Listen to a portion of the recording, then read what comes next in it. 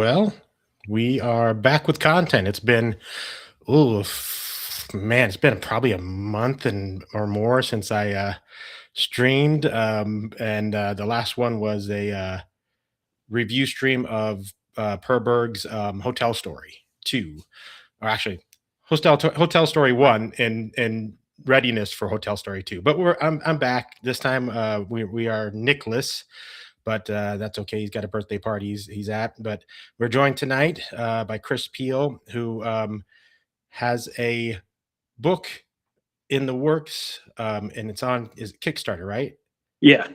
The crowdfunder for his book, which um, the Nostradamus Effect Yeah. is on right now. So before anything else, if you're seeing this now or later, stop now, go back, and then come back and join us. And if not, hopefully by the end you'll back. But thanks for coming on. I appreciate it. Thanks for having me. Yeah, we're just we're gonna. Yeah, it's really exciting. This is my first crowdfund, so it's learning How stuff was already. how's the trip so far? It's been it's been interesting. Like after 40 minutes after launch, our most expensive tier is like $700. It has original art in it, and after like the first 40 minutes, I had two people pledge on the that tier. I call it the master distiller tier. So with bootlegger, you have that imagery of running whiskey and stuff. So all the tier names are based on distilling of some kind. So and I got super excited. I was like, oh my gosh, man, 40 minutes in, and like I get an email off of I get a message from the campaign, and it's just somebody saying, hey, this project looks great. I know somebody who promotes, and I'm like, hey, thanks for the early support. Just kind of left it at that. Yeah. And then like an hour later, that $700 pledge was gone. And then I saw where you could see, the names of the backers and stuff, and it was the same guy that sent that message. Hmm. So, and then I had it happened like three more times with three other people, and I'm like, oh well, that's interesting, because I thought I lost like a real pledge, but obviously it was a Oh, so ploy to make you feel obligated to go with whatever service they were trying to offer. hmm. That's a dirty rotten trick. Yeah, right. Talk about a gut kick. I was like, oof. But yeah, before we so tonight we're gonna try if you've watched before, we I send out uh, a request to my guest of to pick one of three categories: movies, music, or comics. The past few guests have chosen movies. They've all chosen movies, which it has been fun. And so tonight, Chris chose music. We're going to talk about some music in a. Oh wait, I have a. Where is it? I have a graphic for it too. When I'll put it up now, but then also when the time comes, um, here it is. It's called "Life Needs a Soundtrack."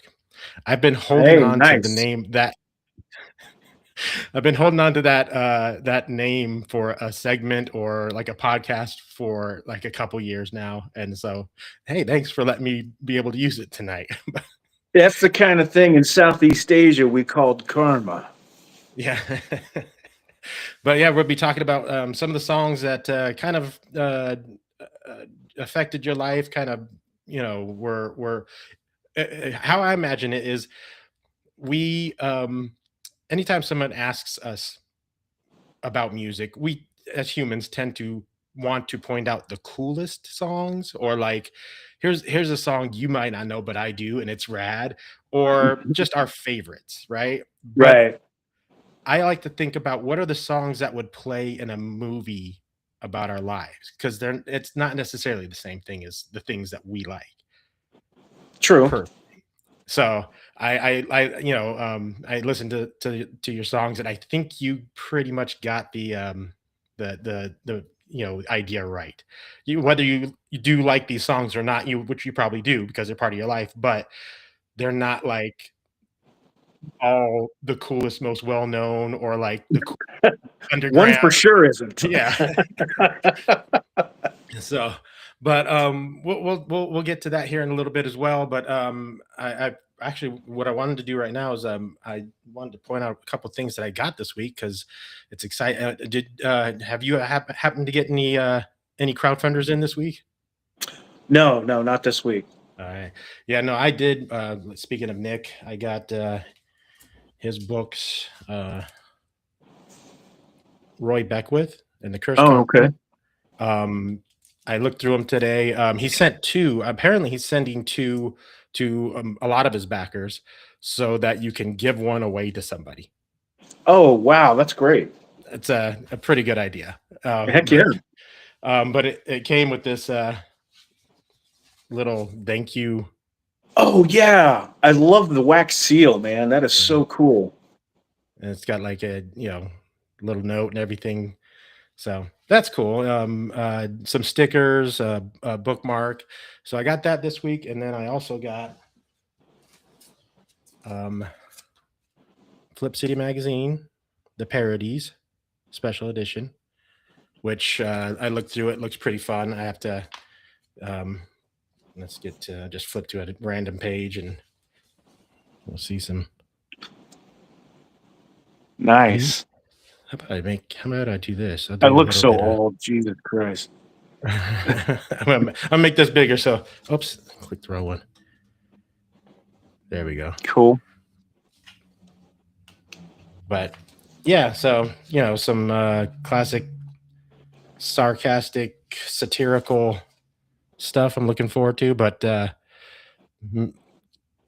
maybe with a little more. And then I also got a little more wisdom and logic involved in it than a lot of things that are happening nowadays. And then Our Monsters, volumes 1 and 2. Oh, that's cool. So I got some more stuff that I probably won't get to reading for a while because I'm so slow at comic reading. Man, I don't make enough to buy all the things I want to buy. It is that's one of the things about this space is it kind of hurts sometimes. For sure. Especially you start thumbing through all the crowdfunding books that are out there, the campaigns that are open. Man, there's so many cool things out there. Yeah. There's about 2 or 3 that I saw today that I'm like, boy, I really kind of want to get those, but I'll wait on them. Hopefully I'll get I'll be able to get to them before their campaign ends, that kind of stuff. Right. But yeah, and also I don't tell my wife about this stuff. Hey, you and me both. I gotta watch my volume. I'm gonna get in trouble. Yeah. But real quick, let's before we really jump into, we'll get into the full campaign after we talk about the music and stuff. But before we do, how about just a real quick introduction to who you are, what comics mean to you, where how you got into them, and maybe just the briefest like outline after all that of your book, like a elevator pitch. How's that? Okay. Yeah, sure. Well, my name's Chris Peel, and I've been, I'm a visual guy. Like I'm visually stimulated. I communicate best visually. I learn visually. So that's one reason, comics has always been a important thing for me. Obviously it's a visual medium. And I've always been impressed with art, with quality art, right? And when I was a kid, I was into GI Joe. GI Joe and the Nam were my two go-tos that I always went to. Then when I got into my teen years, and this has kind of gone on to now, is I really like obscure, really weird stuff, like just thinking of a few examples. The Tales from the Bully Pulpit. I don't know if you've heard of that. Mm-mm. That was, I think that was Image. That was released by Image back in like 2003, 2004. Cancer Man was that was a. I don't think anybody I've ever talked to has ever heard of that. It was incredibly offensive, but it was hilarious. The Elvis Mandible. It was kind of like a monkey's paw, but with a jawbone of Elvis. So I've always gravitated towards that kind of stuff.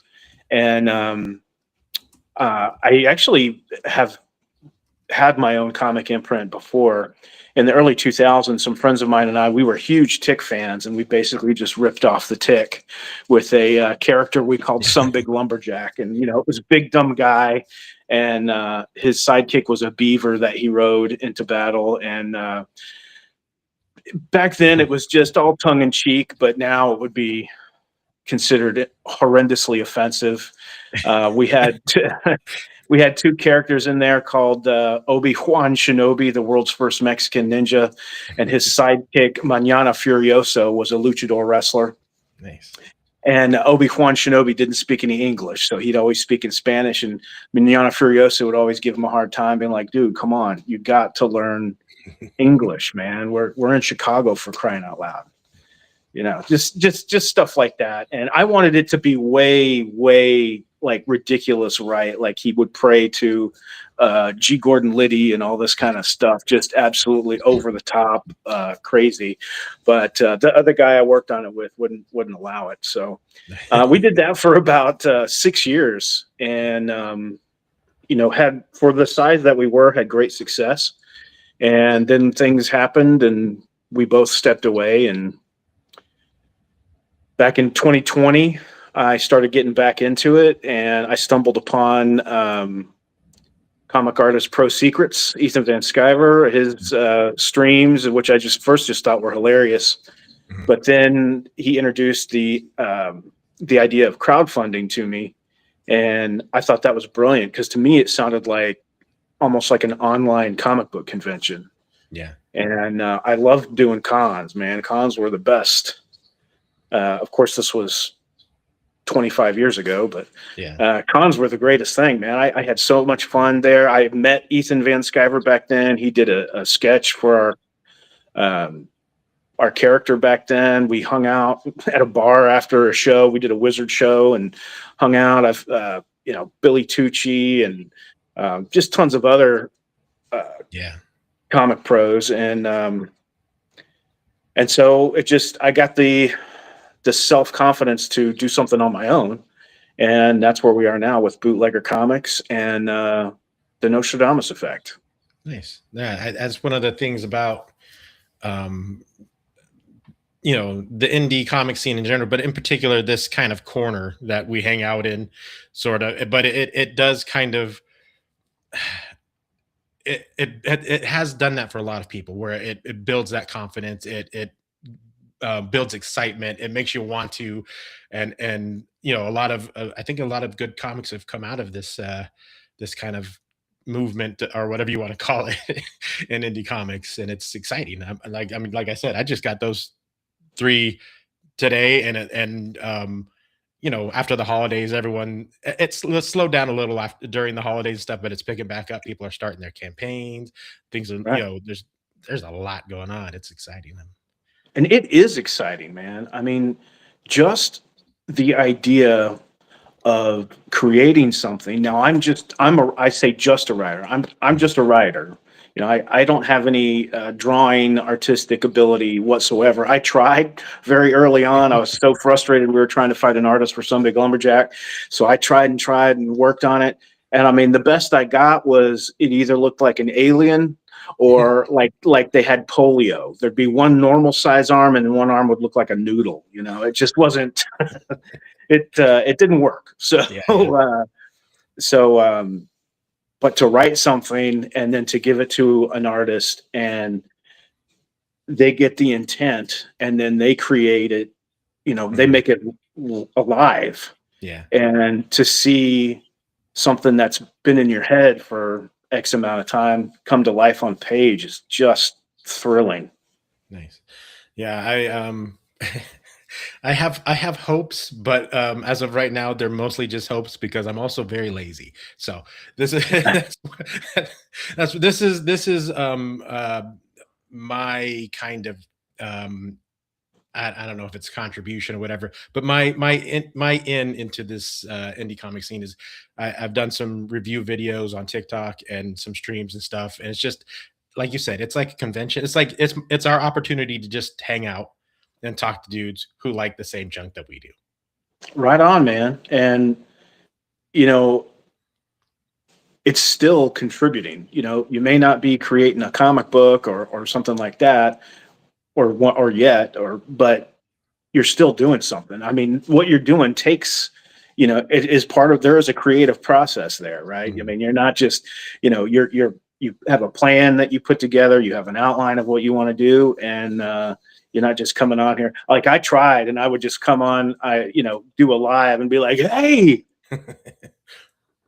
nub," you know, and so, anyways, yeah, man, I know exactly what you're talking about, and and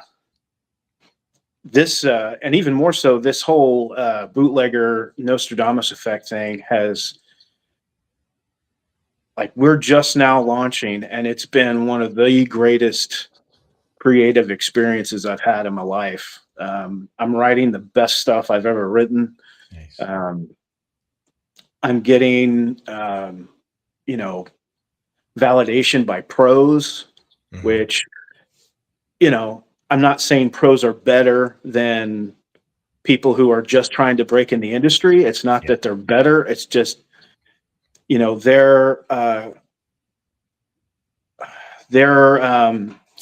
caliber, or not caliber, but their maybe ceiling of what they'll get excited about. Maybe Yeah. that's a better way to put it. Is definitely on a higher level than someone who's just trying to break into Yeah. to comics. I hope I'm saying this right, and not sounding like an elitist jagoff. No, no, I Um, get it. Yeah, okay, all right, because of the standards a lot of them have had to meet, then they're like you said, they're less likely to get excited at someone who's they can draw, but they can't draw. You right. know? And that person who's just trying to get in, they're pumped to do anything. Mhm. They just want the experience, they want the exposure. Whereas, with, a pro, I hate that it says so sounds Mhm. so bad. Anyways, I'm probably overthinking it. A pro who doesn't need that, they don't necessarily need the exposure. So when they get excited and, do things like bring down their page rate so they can work. Mhm. Oh, we got a little freezing going on Chris's end there. All right. Hey Chris, if you could hear, you done straight froze up, so maybe go ahead and leave and come back, maybe. Reset your internet, whichever you need to do, but we'll uh we'll see what happens when there you go. All right. So anyways, now you're just stuck with me, which I am so sorry. Um oh good. He got back quick. Sorry about that. It was there was a little panic in the one person watching now, and in the future, the people who will watch, they're like, "Oh no, it's just him. We've seen his chill streams. Not cool." Oh no. Yeah, I apparently I painted my house with lead paint, so Oh the signal has a hard. It's like I live in a Faraday cage or something. yeah, Uh, I just recently learned that was a thing. what, lead paint or That Faraday it blocks cages? the lead paint blocks it. I'm in construction. And I do a lot of remodels and in old houses with lead paint, and yeah, it turns out it really does block your signals over your phone. Yeah, right on, man. Like, I mean, I was kidding. I didn't paint my house with lead paint, but yeah, you're absolutely right. I haven't made Faraday cages though. I've actually got one right around here.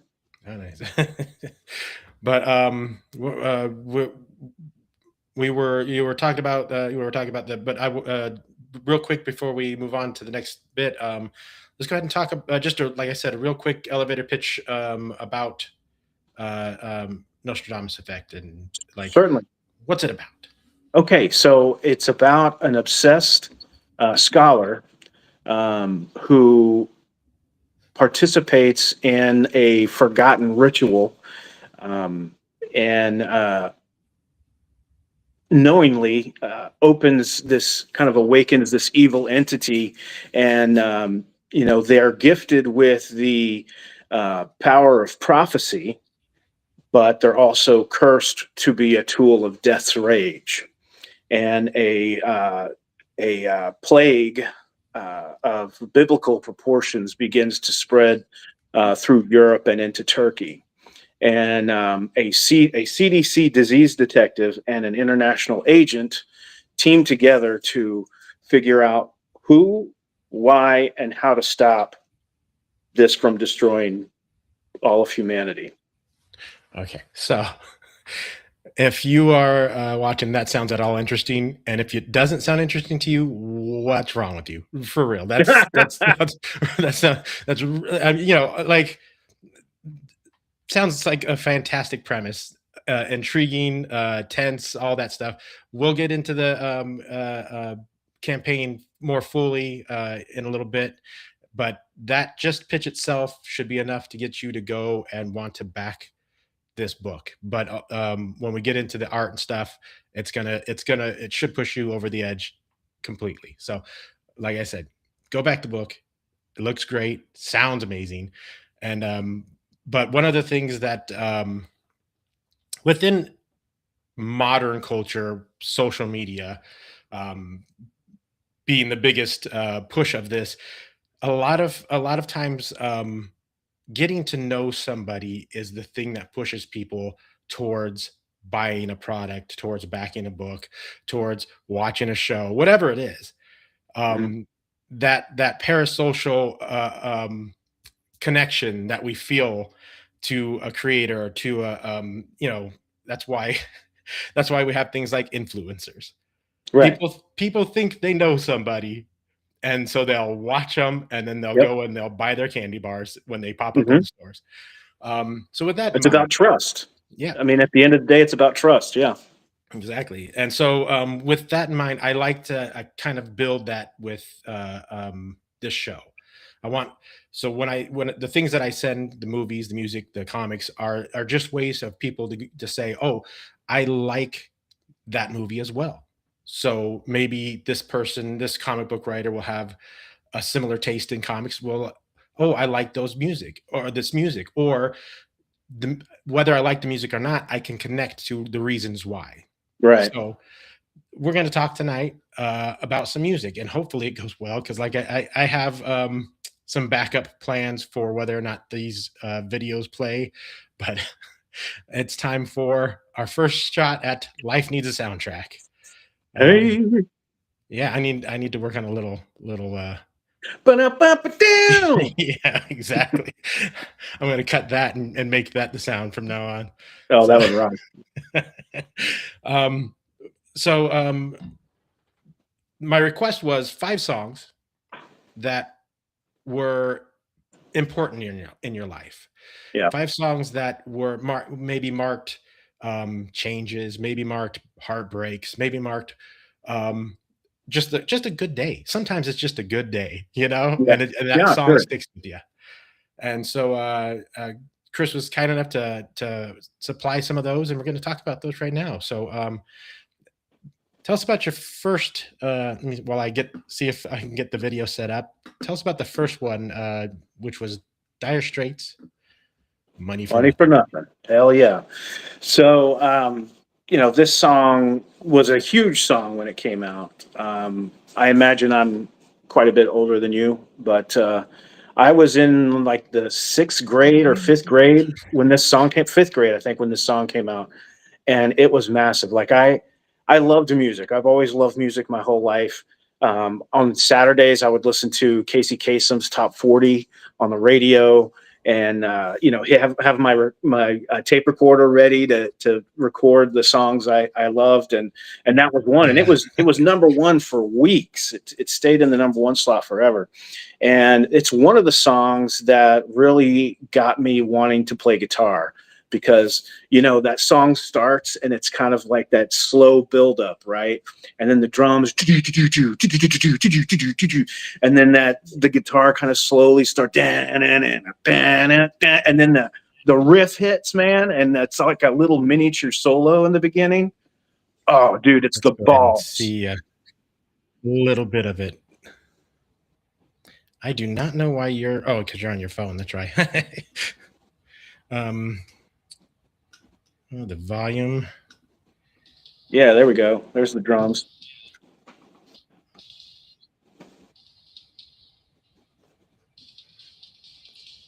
Now I don't know what the volume is like on it, so hopefully it's good for everyone.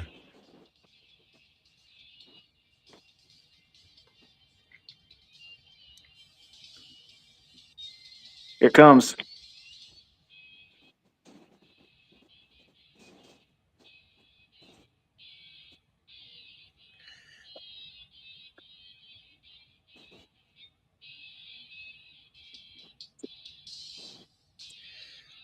Now, if you were in the 80s, let me go ahead and turn this. Play it in the background. Hopefully, I'm on these anyway, so I don't care if it's copyright struck. So, but yeah, if you were a kid in the 80s, there was no escaping this song. Yeah, it was huge. Or like the video had. Yep. On pop culture. Yeah, they had it was huge. There was what was the other song they had that was popular? It was on the same album, The Walk of Life or something like that. Oh, what was it called? Was that the Sultans of Swing? Was that no, Sultans of Swing? That was like 70s, I think. Okay. Here comes John and singing, I got a woman down in the tunnel trying to make it pay. We got the action, we got the motion.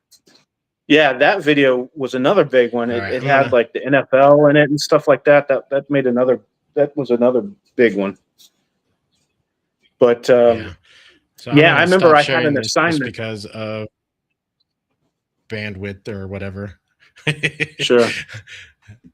But yeah, I could tell there's a little bit of lag in when I started playing that in our conversation. So I'll put that, but I could still play a little bit of the music on the I still play it in the background. How's that? Sultans of Swing is a great song too, man. You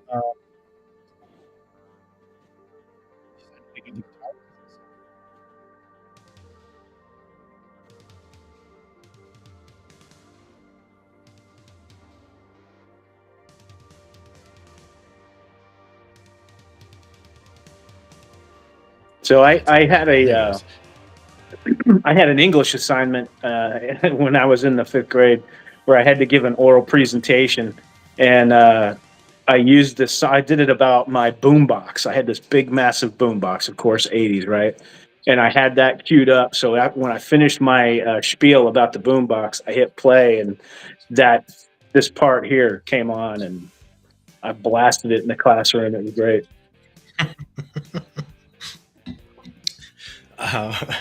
It reminds me of a story. When I was a kid, I had a group of friends who were super into Guns N' Roses. Oh, hell yeah! And I was so like I wasn't in. I knew who they were. I knew their hits, but these 3-4 guys were like really, and so there was a talent show. We were in 6th grade. There was a talent show, and they decided they wanted to lip sync to what's the one with the whistling?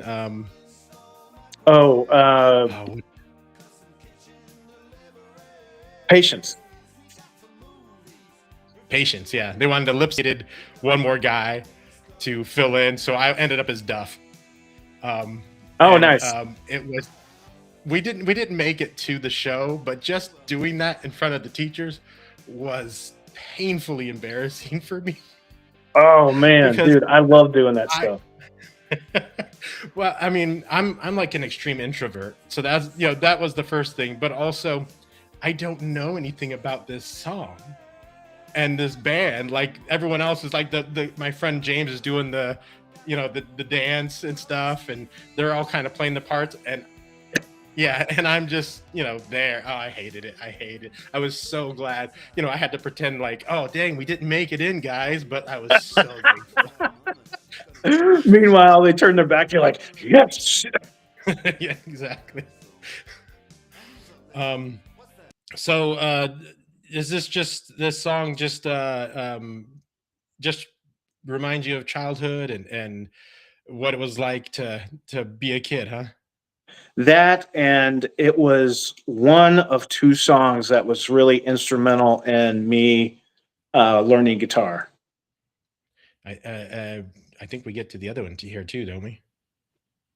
I don't think so, because the other one's a No. Van Halen song, Oh, okay. What's the Van Halen song that got you into "Summer guitar? Nights." Hmm. "Summer Yeah. Nights" off of the 5150 album. It's got another intro where it's kind of a mini guitar solo. Nice. All right. I have to look that one up because I only know a little bit of Van. I'm of an age where like um I know of the classic rock bands, the classic hair bands, and those sorts of things, but they were kind of falling off when I was getting into music. You know, Gotcha. um, Smashing Pumpkins was like the thing that got me really into music. I mean, like you said, you've always been into music, but there's always that one band or that one song that's Oh, just like, sure. whoa. No, I totally get you, man. So for me, that was the Smash. All right, so let's move on to the next song, which quite a different here, let me a different tone, a different era. Um, and I'll have you explain. This one I don't need the video really.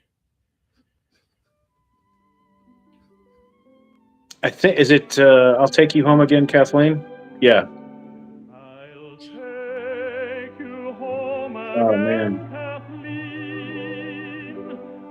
across the ocean Mm. wide and wild, to where your heart has ever been. Since first you were my blushing bride, the roses all have left your That's quite a cheek. segue, isn't it? Yes, it is. Yes, it is. Um, uh, when this song when I was listening to these choices of yours, this was the one that I was like, okay, Chris gets it as to what I was saying in my note that I wrote. Like these are not just the cool songs or whatever. These are the songs that played a part in our lives. What part does Right. this song play in your life, and why is it so meaningful? Okay, so a couple things. So my heritage is Irish. I'm primarily Irish background. I grew up with that. I grew up with Irish pride, all that. And here we have an Irish tenor, right? So that's a big deal right there. Secondly, I'm an only child, so when my mom passed away, it was up to me to. I had to take care of everything. All the Social Security stuff, all the death certificates, the funeral arrangements, and everything. So I was asked to put some songs together to play during her funeral, and there was a couple of Irish songs. This one though has always stuck with me. Um,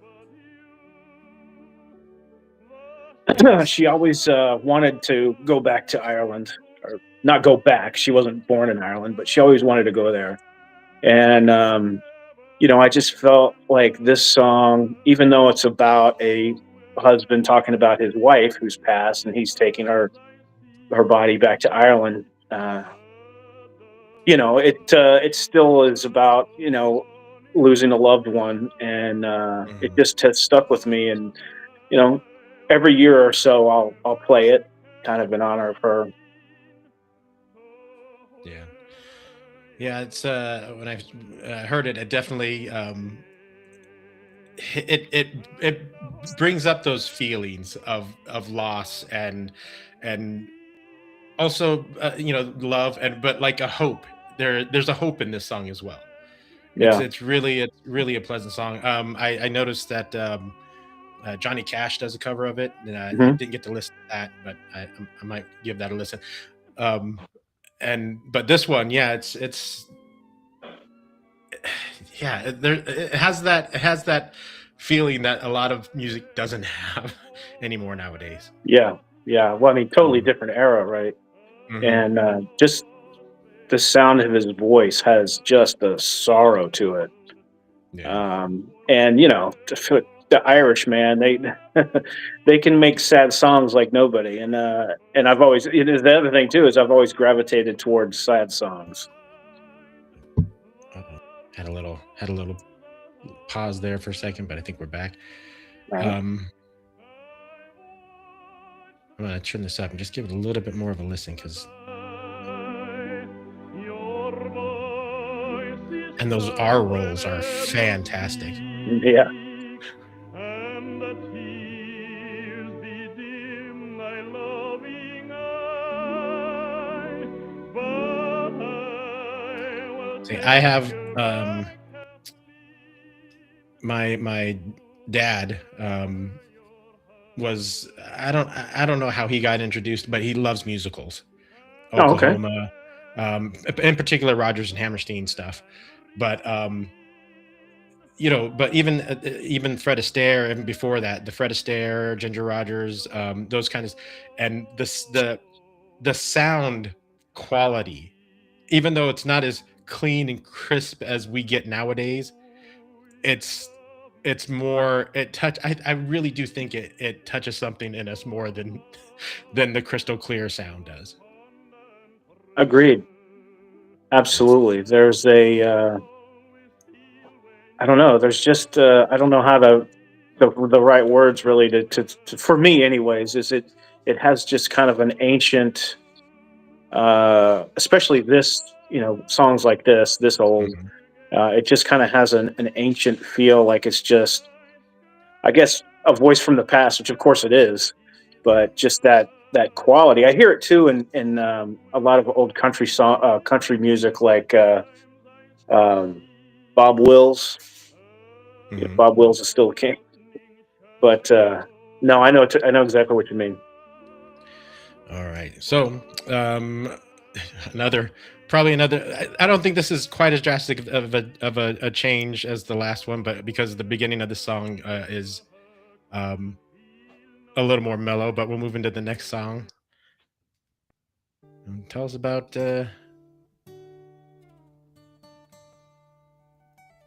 Oh man, yes, yes. Oh, this is Now, such a great song. a lot of these songs is the first. It's the first time I'm hearing them, and Well, I I'm old, really man.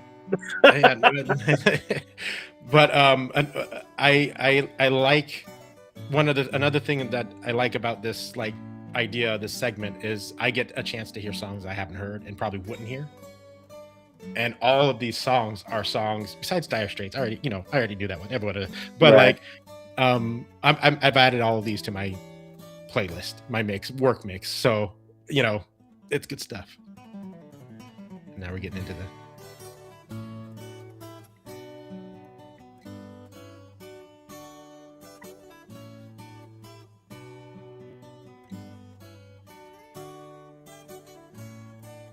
now. What is this song for you? This was a huge hit when it came out. Now, you rarely ever heard this part, this acoustic intro. Mhm.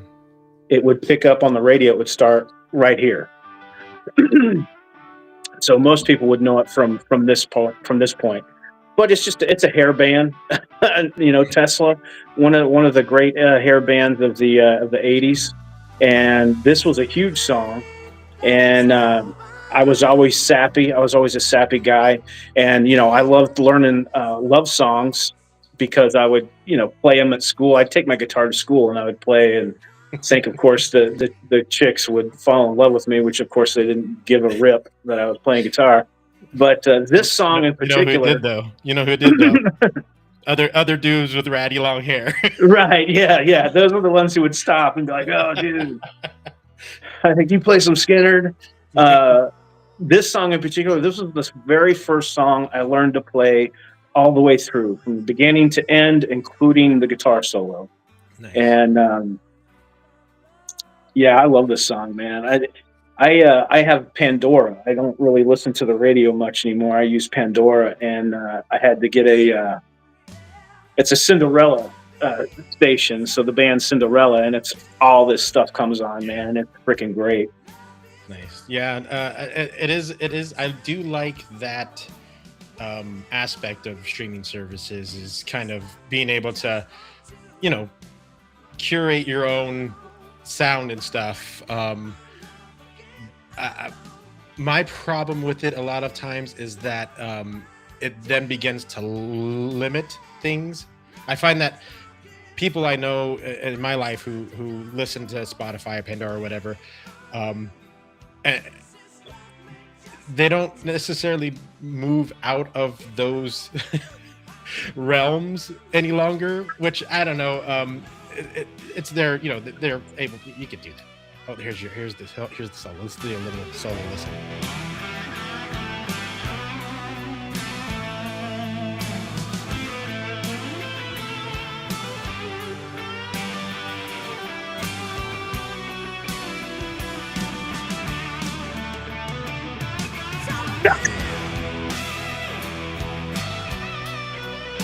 We got, as you see, we got Levi Skeen joining us, friend of the show, saying Love Song is great. Favorite album is Edison's Medicine. Yeah. Hell yeah, man. Tesla was awesome. But yeah, do you find when you're streaming with stuff, do you find them playing the same stuff though, like not just the same bands but the same songs, and you're just like, I know Tesla has more than just 3 songs, you guys? Yeah. Yes. And I recently discovered that I was messing around with it one day, one of the channels I was listening to, and you can actually set like the radio hits or deep cuts, or you can have different settings for the channel to pick different songs. So, but I will say the thing I don't like about it is you don't hear any new music. Yeah. But there's like radio doesn't even really exist anymore like it did back then. I mean, Dallas radio sucks. I mean, I'll just straight up tell you, it's terrible. It's mostly talk or hip hop, and then classic rock. If you're lucky to find a classic rock station, which, classic rock is fine, but I just stumbled upon one day. I was driving and I just turned on the radio and I heard Greta Van Fleet, and I didn't even know who the heck they were. And my initial reaction was like, did Led Zeppelin put out a freaking new album? Is this some kind of lost hit or something? Yeah. And I found out it was this other band, and I was like, holy crap, that's awesome. I love Greta Van Fleet. I know people dog them because they sound like Led Zeppelin, but you know what? I like Led Zeppelin. Yeah. and if it gets younger people into away from mindless radio pop music and into things that are going to encourage them to learn how to play guitar.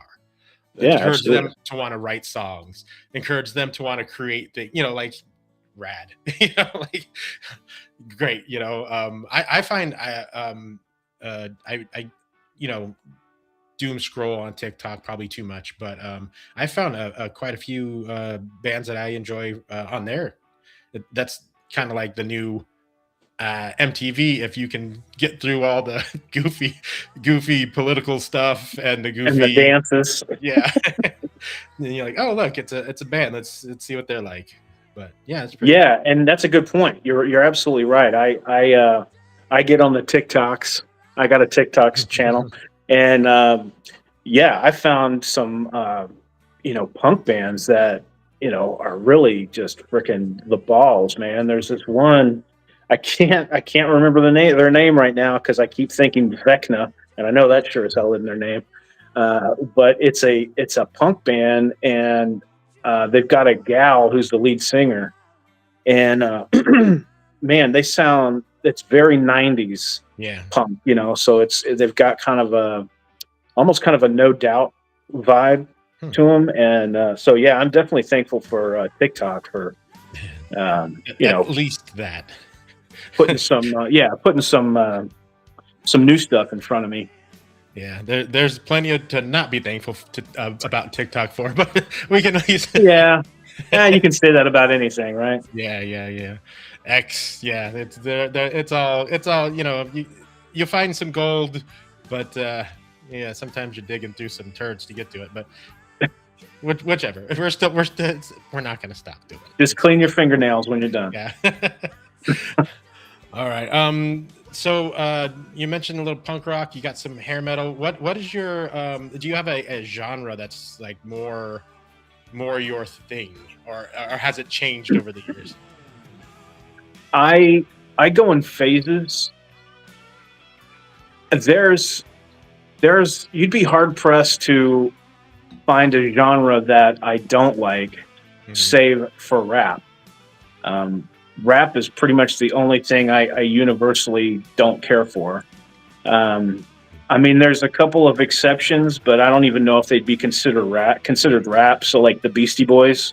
Yeah. I don't know if they'd really be considered rap or hip hop or whatever. But like right now, I'm in an old country. Like I like older country. So like Marty Robbins. Dwight Yoakam, of course, Johnny Cash, Willie Nelson, those guys. Not really so much modern, although there is a current country artist. I think he's current. Is Jamie Johnson is really good. He's very much an older feel in his country, and Chris Stapleton to a degree. I think Chris Stapleton did better work when he was with the Steel Drivers, but that's just my opinion. Speaking of older country, your next song that you sent, was by the great Conway Twitty with his fantastic hair. Always. Yeah. Great song. Down the mirrored hall. Now, I'll turn it back up during the. This is one of those songs, though, that as soon as I heard the first part of the first verse, I was like, "Oh, this is one of those ones that's going to make me cry, isn't it?" Well, maybe. It's got that setup for something not great at the end. Yeah. The chorus. That's my job. That's what I do. Everything I do is because of you, to keep you safe with me. That's my job, you see. So, when I in the 90s, my mom got super into country, and so I do have quite a bit of that like 90s country catalog in my head. This one's quite a bit older, but I'd never heard this one. But it has the same kind of structure as "Don't Take the Girl." Oh, not familiar with that one. But it's it starts off with here's the setup of a story. And then we'll have the chorus, and it's going to have the line, "Don't take the girl." And then the second one is a little bit different, "Don't take the girl." And the last one is where it's like the heartbreak one, like something bad happens, "Don't take the girl." And that I'm telling you, that song makes me cry. at the very least, get that well of tears building up every time I hear it. And when I heard this first verse, I was like, oh no. Well, that's the power of music, man. You know, I Mhm. mean, you know, and art has the same ability, you know, for some people. Yeah. But I don't know, music's always just kind of had more of a soul reach, I guess you could say, for me. Now, interesting story. My dad, who lived in Oklahoma his whole life, pretty much, he actually was friends with Conway Twitty. Um, he owned a bar in Oklahoma City, and that's how my dad ended up meeting him, and they ended up being like running buddies. And I never got to meet him, but my mom and dad split when I was 4. Hmm. So I never got to meet him, but yeah, they were pals. And when my dad passed, I got a lot of his records, and he had a ton of Conway Twitty stuff signed and personalized. And then my mom always said that their song was "Hello, Darling." Hmm. And but this song for me, it's really about just being a dad. And I've got 2 boys, 14 and 11, and I think of them about this song, because and the thing that really is, touches is, of course, he's the kid who's kind of, he's vulnerable and everything. And, when he's little, and then he becomes a teenager, and, the line, and when he's a teenager, he's like, something like, we didn't get along, this teenage boy and he, and Hmm. there was always arguments about what they wanted for their future. But even when they weren't getting along, at the end of the day, the dad was like, well, it's my job. He's like, how am I going to get home if I fly all the way out to LA and I fail? And he's like, well, that's my job. It's my job to make sure you're safe, even when they weren't getting along. And then of course, as the song ends, the roles reverse. The Hmm. dad's not doing that great. He's older. He's probably needing some help. And then the son says, well, that's my job. You're my job now. Yeah. And so yeah, it's just a real poignant song. And it's Agree. important for me that my kids have that feeling about me. Yeah. Yeah. It does one of the things that more than just about any other genre of music, especially modern in modern music, which is tell a story. True. You know, um, you know, country songs, uh, particularly of an age. Like you said, modern stuff. I don't know much about it. From what I've heard, doesn't sound all that great. But the storytelling in a lot of great country songs. Uh, what's Reba's big hit? That's the night that the lights went out in Georgia. Hmm. What a story! Yeah. you know, Yeah. but and that's one of the things that we as people who love comics and movies and stuff, that if you could tell a good story as well, and as well as move us with the music, man, good job. Right. Absolutely. Right. And there's a few bands who are really good at that, like Pearl Jam. Pearl Jam was always really good at their songs, telling a story. But yeah, I don't know about nowadays. Levi asks, "Have you listened to any Hank Williams the Third?" Um, I've heard a few of his songs. Yeah. I have not. I remember when he kind of broke onto the scene, and I know that he does like a show. His shows are like half punk rock and half classic country, Hmm. and he pretty much tells people, if you don't, if you might want to leave for this next part because it's going to get rowdy. But I have yet to really hear any of his stuff. But I should probably listen to it because I I'm I'm a fan of punk rock and I'm a fan of classic country. So yeah, Sure. probably Yeah. pretty good. I wasn't that crazy about it, but that's just me. Like, I personally don't like his voice. Hmm. I've heard people say he sounds just like his grandfather. I don't hear it myself. Yeah. But you know, a, a singer's voice for me was always like I have to like the singer's voice. Mhm. Um, I don't know if that's from metal or what, but that's just how I've always been. And there's been plenty of popular bands out there, and that I've just like, man, their voice is terrible. Frankly, I don't like Judas Priest, man. I don't like Rob Halford's voice. I'm Mhm. not that crazy about Bruce Dickinson's voice. Like, I don't like that kind of falsetto operatic kind of style. But hey, that's me. Yeah, that's my opinion. Yeah. Well, we'll move on to we got one more song. It's the last on the list, and we're gonna stick to the genre here. Um,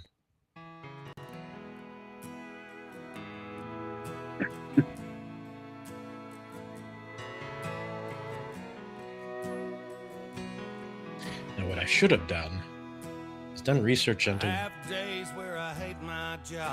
what years these came out and kind of gone into the background of the songs themselves. I have to remember that for next time. Oh yeah, I have no idea what years. Yeah, because this is one that I'm familiar with. Oh, is that right? Oh, cool. Yeah, so it feels like it's 90s, maybe early 2000s is probably when this. Yeah, yeah, that's what I was thinking. Montgomery Gentry. Lucky man, God's given me a pretty bad hand. Got a house and a piece of land. $2 in a coffee can. Great chorus. It is. It's again. It's a story. It's Yep. um. So how does this fit into your life? How is this in the soundtrack of Chris Peel's life? This would probably be played now, because really at the heart of this song is about just taking everything for granted. He talks about like he complains when it's raining, but then he complains when it's the sun's been out too long, and you know just those kind of things. And then he realizes that he's a lucky man. He's got a wife who loves him. He's got kids. He's another day to be my little kid's dad. Um, then he goes on to talk about his dad almost passing away and realizing that he's lucky to have that. And um, for a long time, didn't I looked a lot to the past at what had already been, and didn't really pay attention to what was in front of me and appreciating the now. And I eventually just let that go, because I realized like nothing you can do is going to go Mhm. back to those times in the past. And those people are gone. I mean, almost all my family's passed away. And what do I do? Do I sit and just feel sad and depressed about all the people who had any kind of hand in raising me being gone, or do I you know look and move forward and focus on the family I have Yeah. right in front of me, and appreciate that, and appreciate all the newness that comes into my children and everything. And Mhm. yeah, so Yeah. that's where this song comes in. Yeah. It's got that. It's definitely got that feel of. Let me get this last little bit in. But it's got that feel of.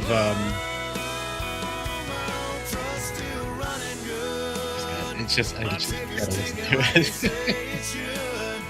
I got supper in the oven, a good woman's loving. Even my bad days ain't that bad. Yeah, I'm a lucky man. Yeah, and that's a great line there at the end. Even my bad days ain't that bad. Because I started thinking, like, as bad as my day may be, I Mhm. could have woken up living in Afghanistan, or freaking in a tent by the Ganges or something, crazy. Like, Yeah. in the grand scheme of world suffering, uh, I'm a pretty lucky man, you know. So Yeah, yeah, it is a it's a good reminder of even if we have bad days, we live in a really pretty good place. We yeah, live in a historically unprecedented um good land, good time. and absolutely. and for us to remember that, and be appreciative of that, and pass it to our kids and our wives and our friends. Yeah, it's a good song, good choice. Thank you. And thanks for sharing those with me. I was thinking about this earlier today. The Perhaps, if you could, um pick maybe five other songs that are maybe just cool or whatever, just five songs that you and then I'm gonna put those on a playlist. And I think what I'm gonna do is, if people come on the stream and they choose the song thing, we'll build a 10-song playlist, put it on YouTube on my channel so people can watch your playlist. And or and I'll do it on Spotify as well, and just build that playlist over there. And and just have them out there for people to check out the playlist. People who, you can That's send that, cool. send them those ways. Be like, hey, this, you want to kind of get to know me? Here's a playlist. Yeah, no, that's a great idea. So yeah, if maybe just pick five more songs, sometime during the week or whatever, and send them my way. We'll get that done, and then hopefully uh, we can do this again with other people, and build that, kind of get that going. I think that's kind of a good idea. Here's one of the things about social media that I like, is the social part. Right.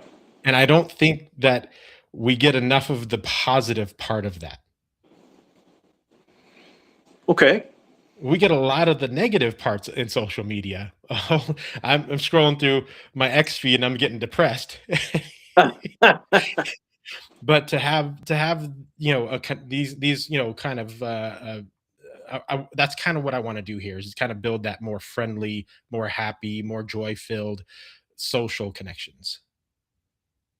And that's great, man. And I think we all need to do something like that. I mean, at the end of the day, right? Your socials are what you make of it, right? Like, it's especially on X, it's what you engage with, right? Mhm.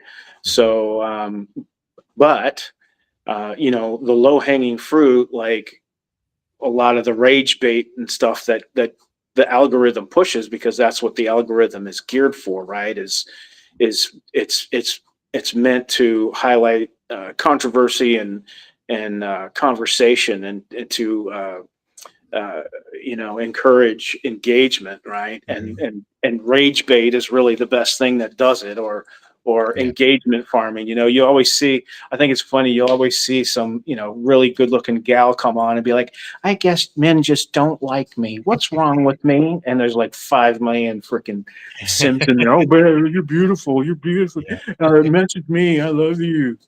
It's like, come on, Yeah. guys, let's do better. But it's easy, it's like, I'm very opinionated, and I'm my own favorite subject. But if I see somebody post a statement, and it's something I don't agree with, or even if it's something I agree with, instinctively, I just want to like jump on it and kind of either add to it or argue against it.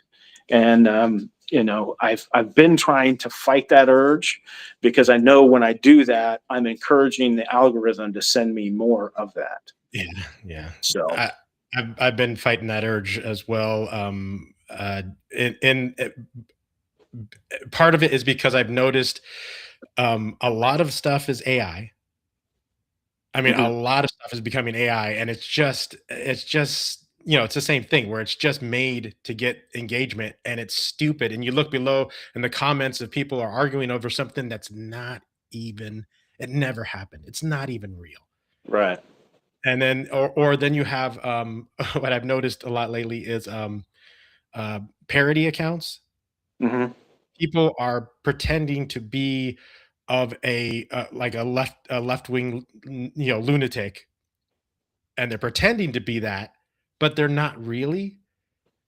And so I have to fight the urge to say something because then because it's so over the top, but it's just a joke, and then Yeah, I look like the dummy who doesn't get the joke. But then you get people who are actually that far off in their brain, right. It's hard to tell nowadays. and you don't know. So I'm like, now I'm just like, I think I'm just gonna not comment on just about anything unless I can make a pretty good joke. If I could make a joke out of but yeah, like I said, thanks for sharing the songs that mean something to you, and hopefully people out there will hear them and they'll enjoy them and want to be a part of your comic, which we will talk about right now. Wrong one. Let's do a little screen share. We are Well, going to I'm talk glad about I got the assignment right. yeah, you did. You did. Let's talk about your comic then. We got a little There it is. Nostradamus effect here on Kickstarter. Um, is there should we play is this a trailer? Yeah, All right, should we go ahead and play that first and then sure.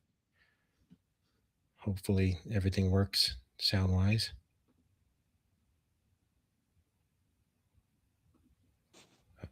I don't see anything happening. Oh no. No. Hmm. Hmm. Okay. Well then.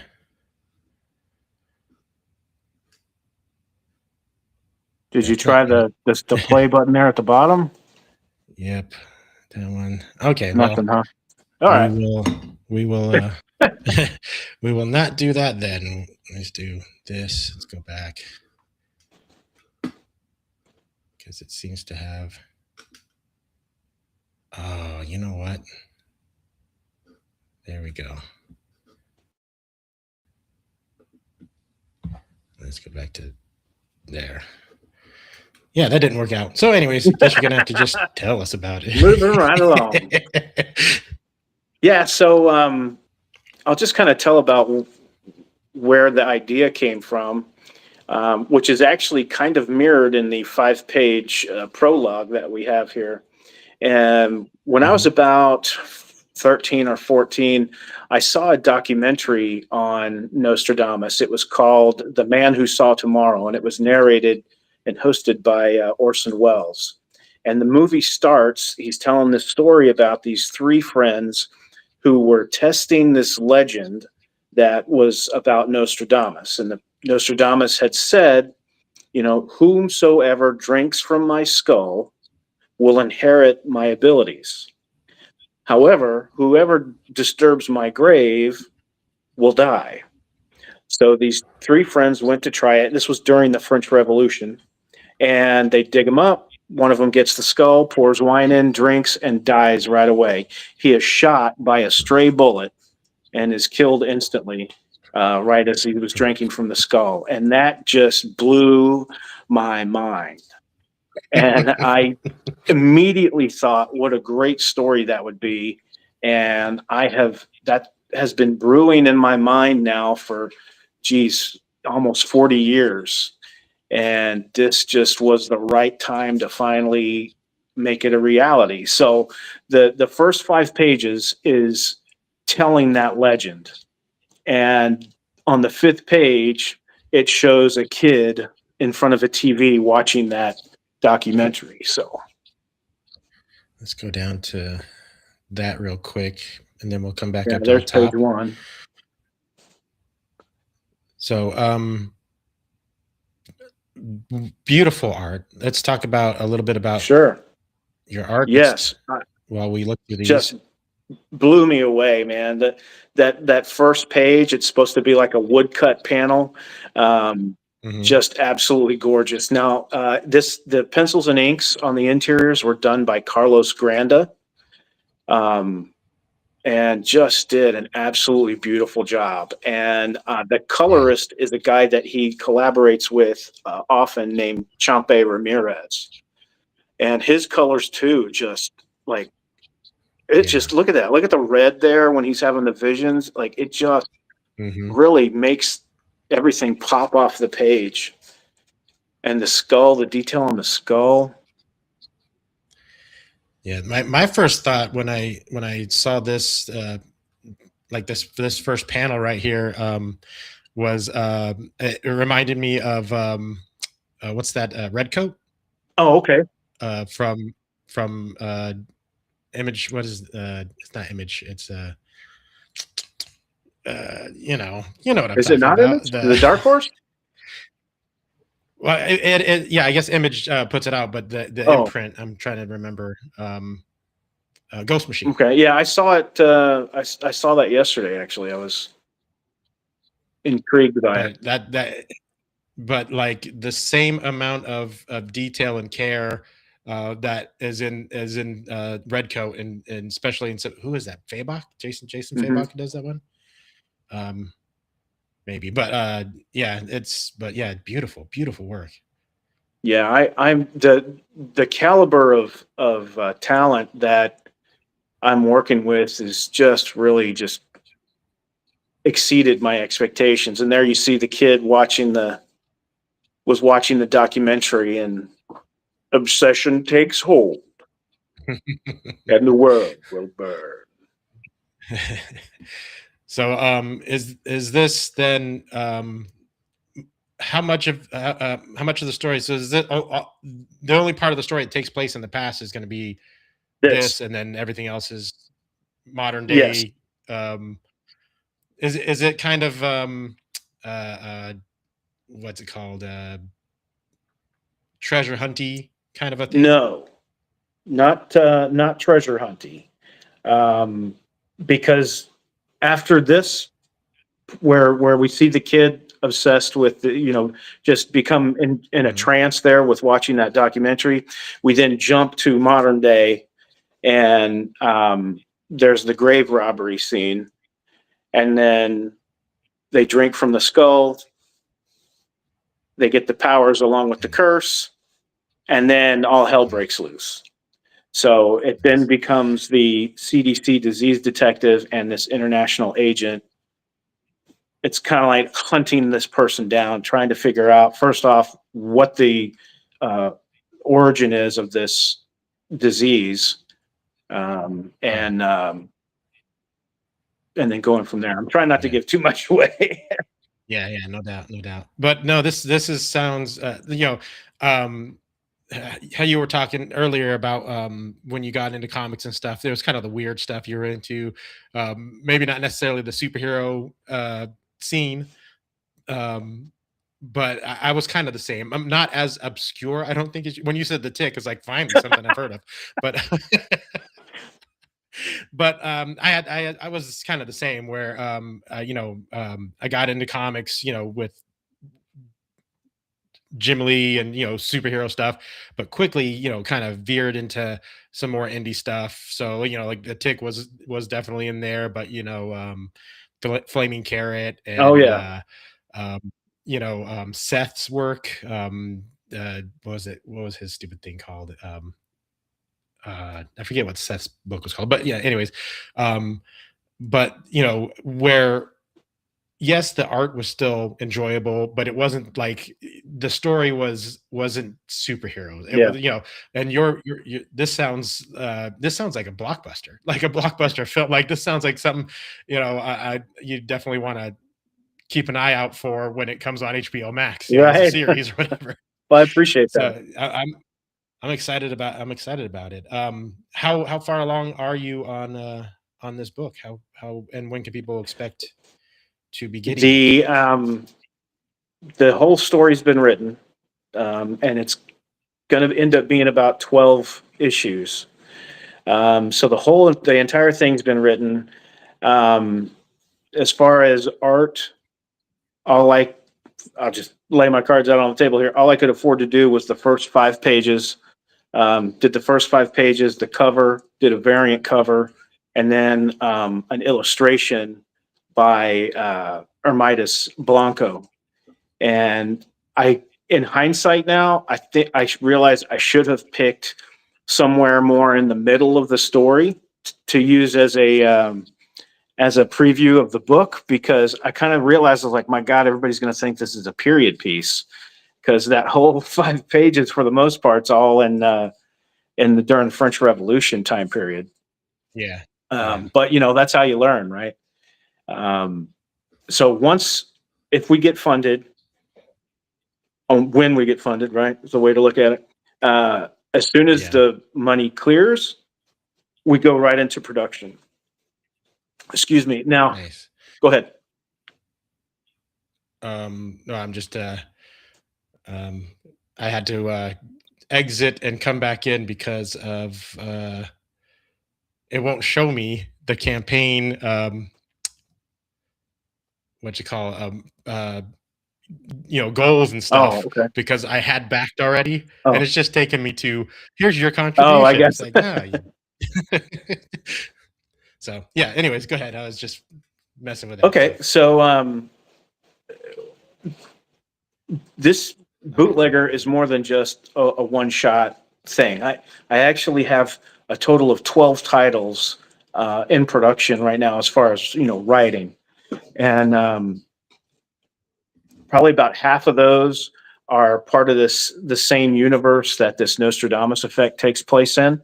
They're not Nice. sequels per se. They're totally different stories with different characters, but they take place in the same universe, which I'll just tell you. So in this universe, magic is real. The supernatural is real. However, it exists in a sister dimension. Okay. And, like all things in nature, they have a vibration rate, right? Or a frequency that they vibrate at. And these two dimensions, which our universe is Newtonian based science, and this other universe is a supernatural based universe. And every now and then, these universes, their frequency syncs, right? The vibrations sync, and that's when you have what people refer to as thinning of the veil. And that's when you get like UFO sightings, Bigfoot sightings, ghosts, and all this other stuff. So if you have too many of these thinnings, you have what's called a rift is created, and the two universes kind of meld into each other, right? And magic becomes real, essentially, in our universe. And there's a religious order that is at the heart of all of these stories. They're involved in all these stories. They're kind of like the supernatural police, if you will, to, the more supernatural stuff happens in our universe, the more thinnings are created, and, the more likely you're to create a rift. And in this universe, the last time there was a rift, it ushered in the Dark Ages. So that's what this religious order is trying to avoid. And so I've got all these stories that, like, for instance, the second title we plan to release this year is called Sangre de Cristo. And it is a noir detective vampire story that takes place in Chicago. And it's taking place at the same time the events in the Nostradamus effect are taking place. So even though there's not the same characters, things that happen in the Nostradamus effect will have repercussions in Sangre de Cristo. Like, it'll be felt within those stories as well, if that makes sense. Yeah, that's definitely that's cool. I've learned one of my favorite things when I talking to creators and stuff is hearing the world building and the backstories, the stuff that's in their head, because it gets me excited to I want more of this stuff, I want more of this world. I want, and I definitely hope that more people, jump on board and if this helps in any way, shape, or form, I'm gonna be so happy for it because I want this, you Right. know? And I do too, you know, I mean, I've I've had these stories in my mind for some of them for decades. I mean, Mhm. I said this, the Nostradamus effect I've had, you know, for 30 plus years. And Yeah. Sangre de Cristo, I've had in my mind for about 20 years. Then we have a werewolf story next year called Luna Pactum. It's kind of a, if you think of Yellowstone meets the Wolfman kind of thing. And but and in that in this same universe, right? Um, but I'm really super excited about this. So let me get back to the campaign. Yeah, let's talk That's about my your, dangers. I can get off and talk about all these interconnected things. yeah, yeah. Um, Well, so yeah, we'll, if we, if you ever come on again, we'll get more into that. Especially, hopefully, you'll have the book out, and it'll have people excited enough to want to get more into it as well. But yeah, let's talk about your rewards. What you got to offer for the sure. people back? So the first tier we call it the Devil's Cut. That is a phrase used in whiskey distilling. So as whiskey's aging in barrels, part of it evaporates. There's a certain percentage of it that evaporates, and distillers call that the Devil's Cut. And that's what I decided to call this first tier. And it's a 32 page comic book. It's 26 pages of story. And then I've got some, you know, some little things in there like thank yous and you know, some Mhm. concept stuff, and then you know some talking about the future stories and things like that. Yeah.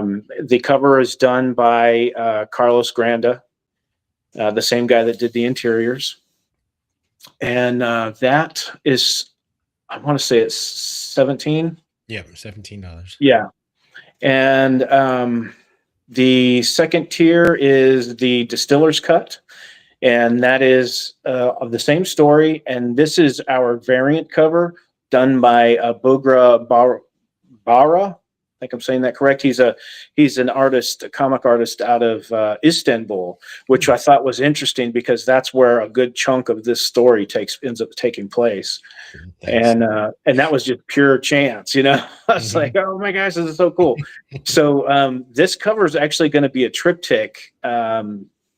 And the second issue will have the second part of it and so on. It'll go through 3 issues, and you know, you'll put all Mhm. 3 together and it'll make one you know, panoramic image.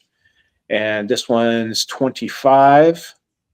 And then the third one is the smuggler's set, and that is just the Devil's Cut and the Distiller's Cut together in one bundled package for 35. And then we have the Master Distiller, and that is both the Devil's Cut and the Distiller's Cut plus a page of original art from the book, and also all the add-ons that we offer in the campaign. Yeah, I noticed this today. Like you had said earlier, you thought you had a couple, but one's pretty good so far. Oh yeah, yeah, right, yeah, and that one's legit. Yeah, I saw that. I'm like, wow, someone's getting this. This is it's steep for me, but you know, yeah, that's a good buy right there. Someone did for you. And Um, we do have stretch goals. okay. Um, we've got 2 stretch goals, and so our overall goal is 8,200, and all of that goes to paying the artist, the colorist, and the letterer. The letterer is Eric Weathers. You know, he's done Cyberfrog and a bunch of other stuff, He's and done a lot of other a stuff. lot, yeah. And and so it goes to pay all of them. Then, of course, pay for the printing, pay for shipping materials, and unfortunately, I have no drawing skills, so I'm not able to draw it myself. So that's 8,200 is the funding goal. Then, if we hit 10,000, we add a 6 page story called the Cryptid Chronicles, and that is going back to my roots of satire and parody. and it's about it's about Bigfoot, who it comes from a highly advanced civilization. They're not just mindless wild creatures. They're actually quite sophisticated, and he gets fed up with his life, on this higher plane, and he decides to, quote, get in touch with the savage self, and he comes to Earth where he hasn't been in thousands of years, and it's him meeting up with his buddies, and it's his buddies are the Jersey Devil, Chupacabra, Goatman. The Texas Goatman is a big is a popular thing, especially it's actually right around where I live, and what's the other guy? Dogman. And it's all tongue in cheek. So Dogman's actually a werewolf, but he's kind of prissy. Like he wears an ascot, and he identifies as a dog man because werewolves are blue collar.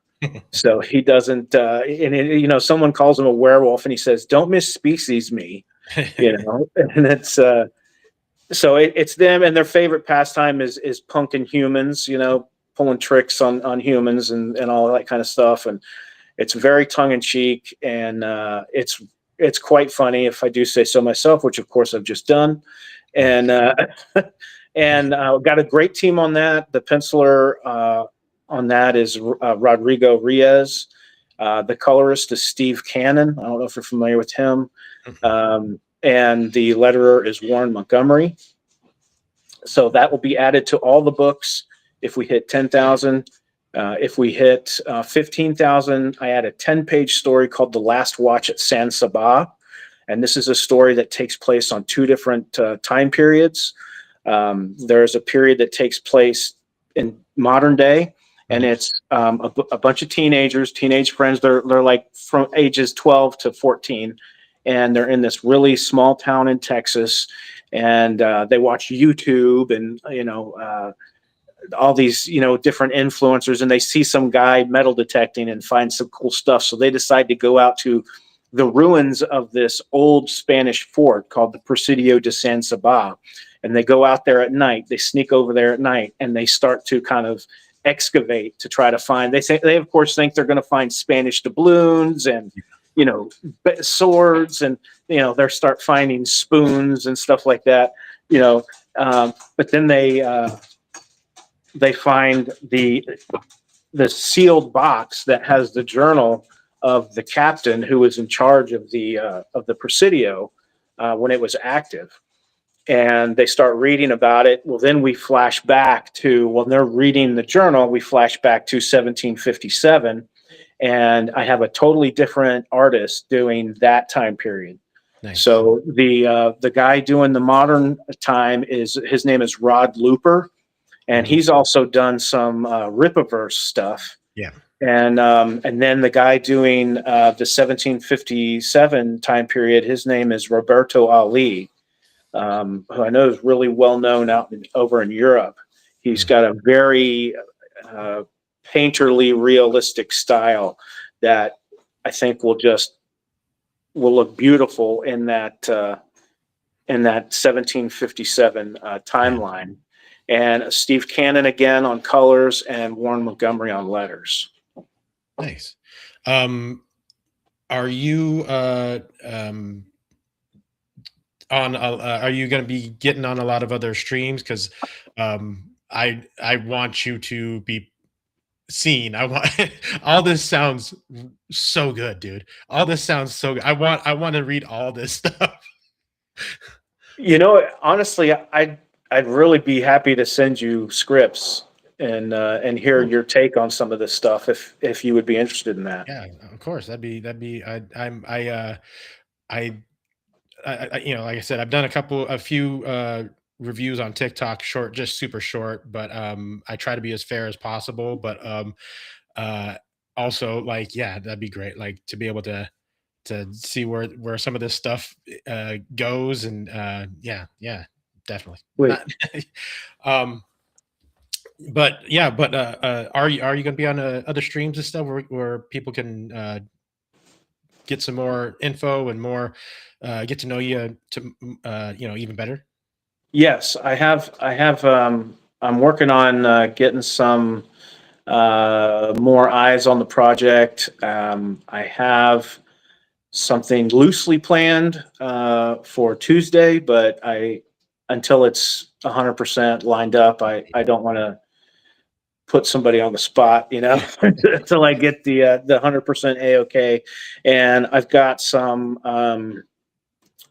Comicsgate, I'll say influencers, I guess, Hmm. who promote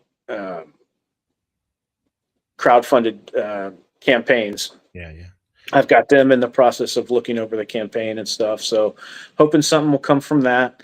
yeah. But yeah, I'm in the process of reaching out and talking to people and seeing if they'd be interested in having me on. Cool, cool. Yeah, because the more eyes that can get on this, the better. For Yeah, and one thing I've learned, if I may, we've been yeah. going for a while. I don't know if you're needing to wrap up or.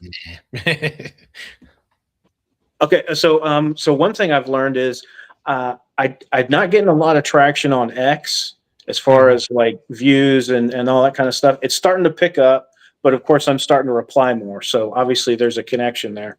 Yeah, I'm not really getting much traction on YouTube, but I've only got 21 followers, so I can't go live yet.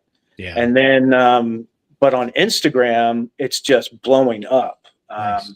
I've got 50,000 views on my stuff in the last 30 days. My followers have gone through the roof. But what I'm finding is that the followers there aren't converting into backers for the campaign. So I found that Mhm. very interesting. And that's one thing, I've been using, I use AI as kind of like an assistant. Mhm. So I will upload all these, insights and stuff from, Instagram, and it'll break them down and say, hey, here's what all this really means. Yeah. And so then I'm realizing, like, yeah, this didn't really convert. He's like, yeah, here's why. YouTube has the best conversion rate. I'm like, well, Hmm. damn it, why didn't you tell me that beforehand? Yeah. But yeah, man, it's been a learning process, and like I'm learning something every day. It's been great. Yeah. It's um, I noticed even on your campaign a couple days ago. Um, I was scrolling through it. This is before I got paid, so I was looking like, oh, I got to back this book because it looks great. And but I noticed a couple things in there, and I had a couple questions I was going to ask you, but it looks like you fixed them. How much? How Okay. much? How much is the? How has the of a learning curve? Have you are you going through just on this page alone? Oh, a ton. Like I want to say, like, so one of the first people who backed it was trying to get an extra copy of the standard edition, the Devil's Cut, and they wanted, I have in their signature, an add-on for me to sign the book, Mhm. and it wasn't appearing. It wasn't when they went to check out or whatever. It wasn't appearing as one of the add-ons. Well, I didn't. I had it assigned to select countries, Mm. and he was in Germany, and I'm like, oh crap! So I had to go in there and fix that, and everybody's been really great and really patient. I haven't run into a whole lot of problems, but there was a guy on X who asked me a question because there was some confusion about the page count, and I was like, oh crap! And then I couldn't adjust it because somebody had already backed that, so I adjusted on a tier that hadn't been backed yet, so I was Yeah. able to fix it there. That was one of them was the page count. I was the two different page counts of like, which one do I want then? Yeah, yeah, because I think on one of them it said a 32-page comic, and then on the other tier, I think it said a 26-page story. So Mhm. it's technically correct, but it is confusing. Yeah. So I was able to fix that. Yeah. Awesome. So if you're watching now or you're watching sometime in the future, hopefully very, very near future, we got 25 days. So, but we got 13 backers so far on your book. Goal of $1,037. Um, are you uh, you know, are you prepared for? Have you been paying attention to the backer waves? Like, do you know of about the backer waves and how that goes? The backer waves. As far as what I've seen and what I've heard from people who have campaigns is you get a pretty good first bump Oh yeah, and yeah, then it dies down until hmm almost the end. yeah.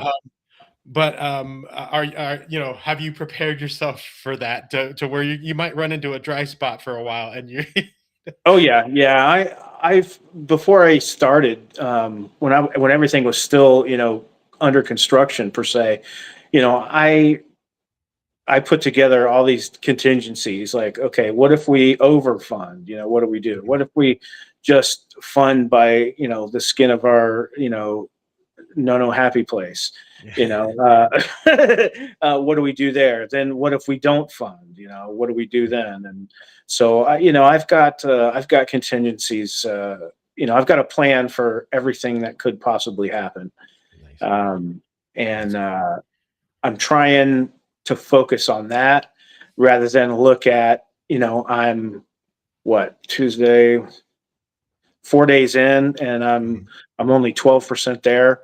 Like, it's easy to just be like, oh crap, we're not going to make it. But if I start thinking that way, then I'm not going to get anything. I'm not going to, I'll I'll curl up in a ball and you know stay in bed for 25 days. But I'm just going to push forward, and I'm going to do everything I can to get as many eyes on the project as I can to make it a reality. Nice, nice. Yeah, but not too many days in. 13 backers for a first campaign so far, doing pretty good. Not bad at all. I And appreciate that. and especially like getting on more shows. I think things are gonna go well. Because just for people who just look at the art in comics, this looks beautiful. Looks Oh beautiful. yeah, man. I am so thrilled with Carlos's work and Champy's colors and the letters. I Mhm. mean, what do they call the letterist is like the unsung hero or something, Yeah. the unseen hero, and the communication has been fantastic with everyone. And ultimately what I want for Bootlegger to be is I want Bootlegger to be a place where artists and I hate to separate these people because it is an art, right? Mhm. But just for clarity's sake, artists and colorists and letterers, I want it to be a place where they want to work and Yeah. collaborate at, because it really is a collaboration. I tell these artists and stuff when they start working on a script, I'm like, look, my script is like the outline, right? Yeah. I want you to, like, for instance, say I have a page that has it calls for 5 panels. But if an artist says, you know what, this would flow better if we did it, I can make this 3. I can make it in 3 panels, Yeah. and an artist has way more knowledge of how the eye is going to move across the page, what's going to draw the reader to where they need to look, than I do.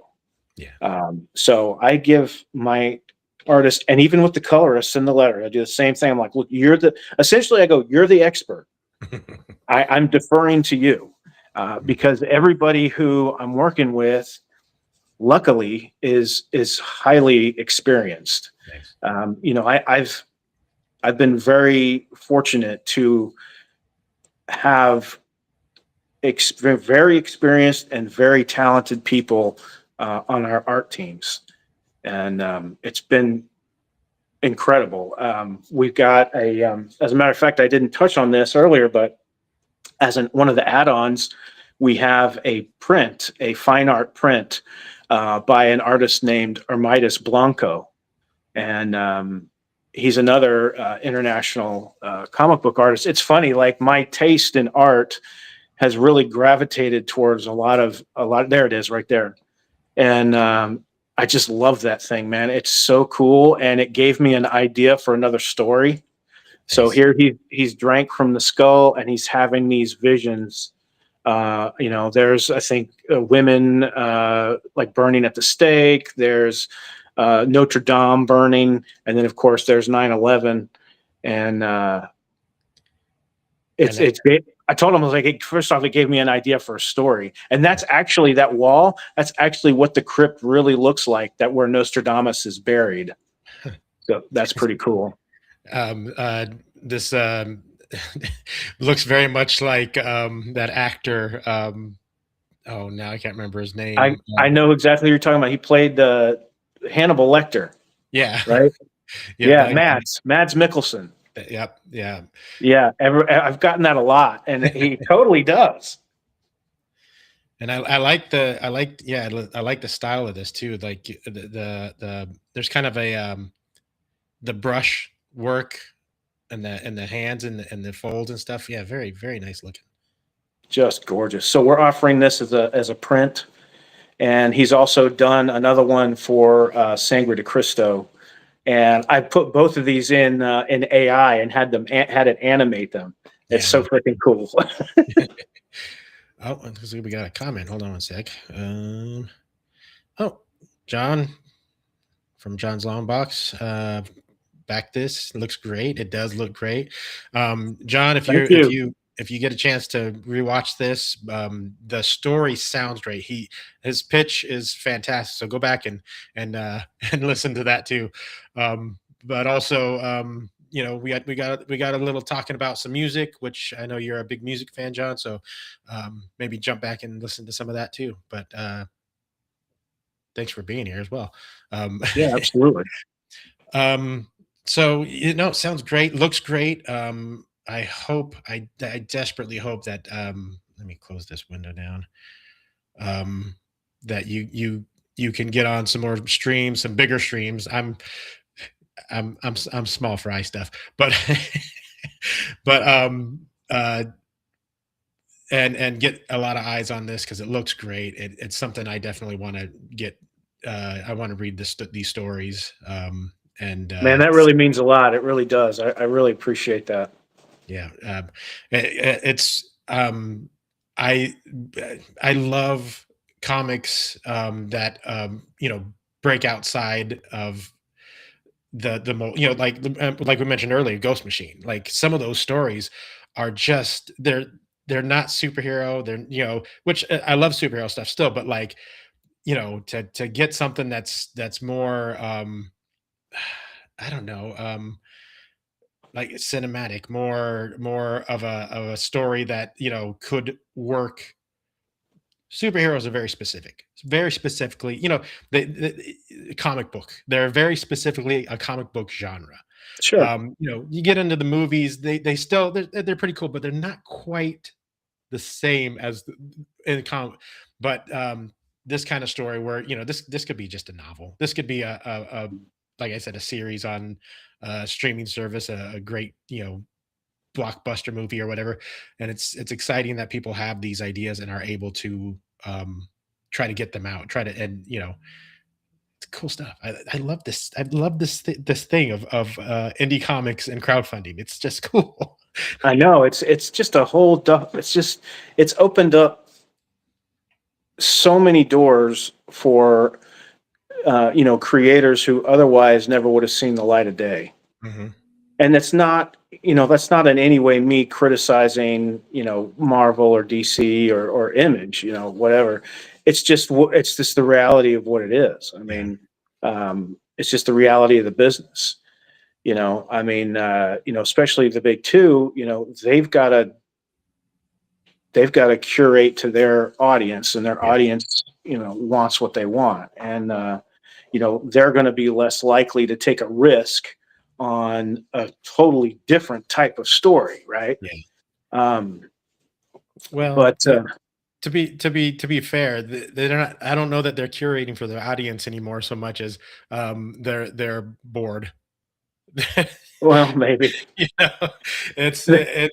it's the same. It's the same. It's like, what happens in Hollywood where, instead of giving the which doesn't happen a lot anymore. Back like in the '90s, there was that boom of like indie movie directors and stuff. Where we got your uh, what's his name, the guy did Mallrats, Kevin Kevin Smith, Smith.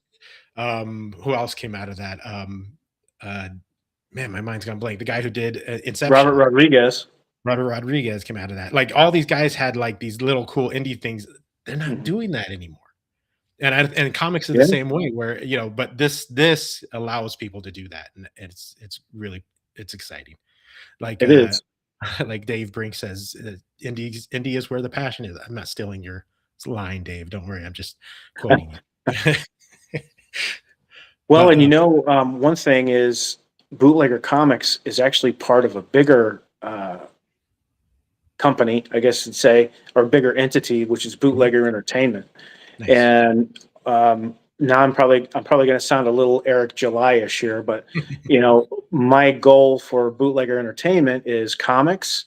And Mhm. then once let's say everything goes great and it goes in the direction it should go and needs to go, then we'll get into animation and merchandising, and then eventually, God willing, television and film.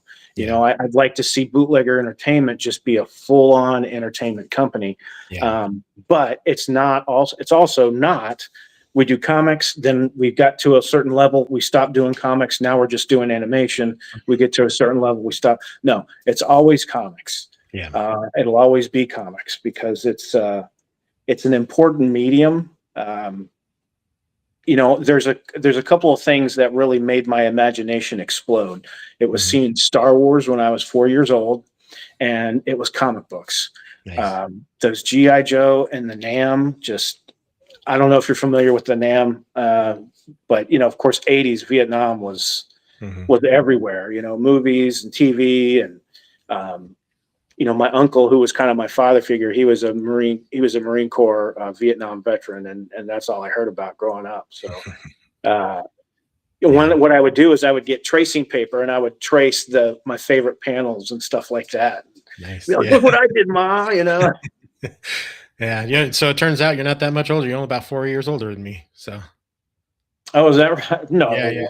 I was born in 2 weeks before Star Wars came out. Oh, no kidding. Okay. Yeah. Wow. And my dad went and saw it, I think 3 times, and then took my mother and myself, newborn baby, and apparently I saw it twice in theaters. I just have no idea. I don't remember it at all because I was just a baby. So I remember flashes. I remember things about the movie theater. Like they had this, it was red carpet and they had these big images of the comedy and the drama mask, in the Mhm. carpet. And I remember getting a little freaked out by those on the floor. But yeah, I saw it actually. They re-released it in the theaters a year after it initially released, and that's when my mom went and took me to see it. So I was 4. Yeah, I was born in '74, so I'm 50 Oh, friggin' 1 years old. Oh you got 3 years on me then. So yeah. man, and No, you barely have any gray. Look at me. I look like Father Time. it's getting there. It's getting there. But thanks for coming on. We're gonna go ahead and wrap it up. And All right. I got this coffee has run through me, so Yeah. we're gonna wrap it up and say goodnight to everyone. And again, thank you for coming on and kind of sharing a little bit, tiny bit of who you are through music, and your book and your passion for your stories and your world you're building with us. And I hope, like I said, I'm and not just saying this to blow smoke up your ass. I want to read this shit. I hope this stuff gets funded and well above and beyond. So Well, you and me both, brother. I appreciate you having me on. This was a lot of fun, cool, and cool. I hope I didn't get too winded. I know I joked on my own favorite subject. Uh, Yeah, no you know, worries at all. they say there's a truth in every jest, but anyways, thank you so much for having me on. All right. As far as next time I stream, I'm trying to reach back out to more people, everyone. I'll see, on X, I'll let y'all know if I'm streaming next week and who it is, who I'll have on, and I should get on that probably tomorrow. So, anyways, hope y'all have a good weekend, rest of the week.